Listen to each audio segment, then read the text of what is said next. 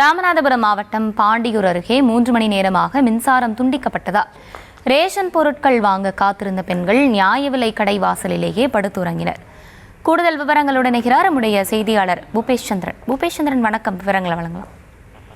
வணக்கம். ராமநாதபுரம் மாவட்டம் பாண்டியூரை அடுத்த கங்கைகுண்டா கிராமத்தில் அமைந்திருக்கக்கூடிய ரேஷன் கடையில் சுற்றுவட்டார பகுதிகளைச் சேர்ந்த பொதுமக்கள் அந்த கடைக்கு ரேஷன் பொருட்கள் வாங்கி செல்வது வாடிக்கையா இருந்தது. அந்த அடிப்படையில அந்த ரேஷன் கடை வாங்கும் மையத்தில் அவ்வப்போது மின் தட்டுப்பாடு ஏற்படுவதன் காரணமாக அந்த ரேஷன் பொருட்கள் வழங்குவதற்கான அந்த எந்திரங்கள் செயல்படாமல் அடிக்கடி பழுது ஏற்படுவதாக குற்றச்சாட்டு முன்வைக்கப்பட்டது. இதனை அடுத்து அந்த ரேஷன் பொருட்கள் வாங்குவதற்காக சுற்றுவட்டார பகுதிகளைச் சேர்ந்த 100க்கும் மேற்பட்ட பெண்கள் உள்ளிட்ட பொதுமக்கள் கடந்த 3 மணி நேரத்திற்கு மேலாக ரேஷன் பொருட்கள் வாங்க முடியாமல் அந்த ரேஷன் கடை வாசலிலேயே படுத்துறங்கும் நிலைக்கு தள்ளப்பட்டிருக்கின்றனர்.